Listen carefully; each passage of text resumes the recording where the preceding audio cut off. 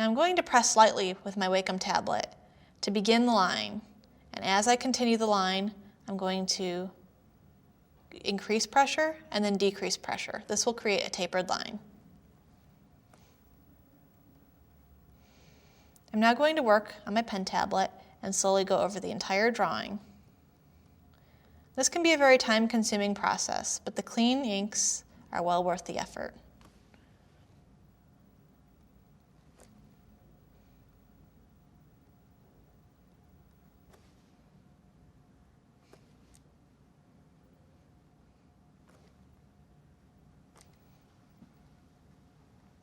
In some places, I may want to work with an even smaller brush. While the pen pressure of the tablet allows me to get a lot of width out of a larger brush, for some fine details, it's just worth it to work with a smaller brush. I'm going to create divots in the beak and a gentle hollow around the ear. I'm going to go back to my 7-pixel brush now and continue.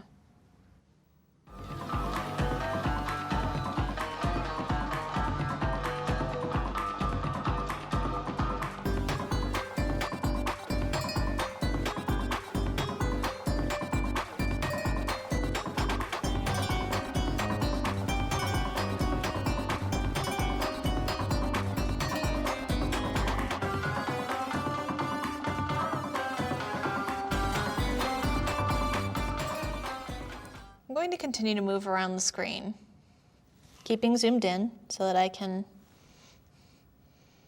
see very clearly what I'm doing and put in little details, such as ripples in the feather and the spine of the feather.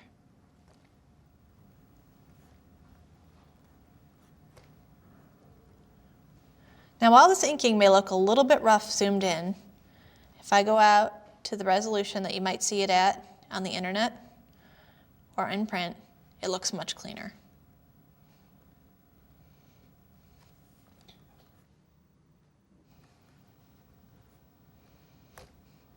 Inking a sketch like this may take you an hour or more.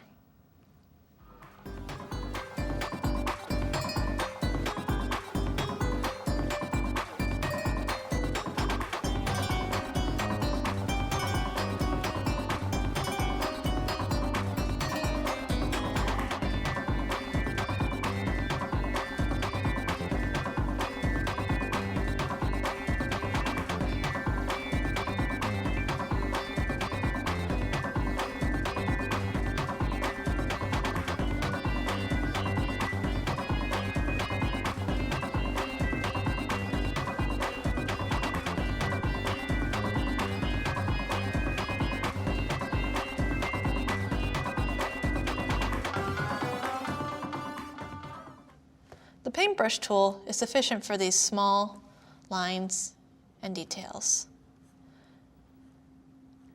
But as you can see, occasionally I hit the undo button when I do not get a line that I like. The longer the line that you're trying to create, the more difficult it is to get a perfectly smooth line. For some of our really long lines and graceful arcs, we're going to want to use the pen tool in Photoshop. Going to show you how to use that now.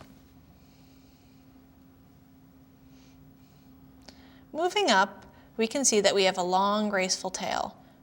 Trying to match these sweeping curves with just the paintbrush tool would be difficult.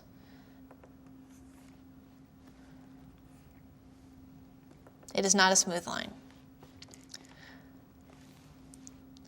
So to use the pen tool, we select the pen tool out of our toolbox. It is this icon. Make sure that you are using the second option so that it does not autofill in color for you. Using the pen tool, you can follow the arc of the tail perfectly.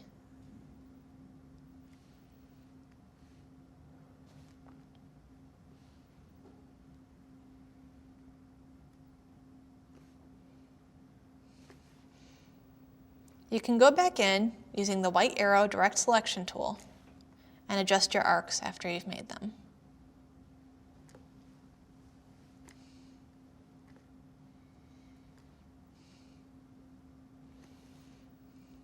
What I'm going to do is I'm going to select the paintbrush tool once more and go to my Paths menu. I'm going to select a 5-pixel brush,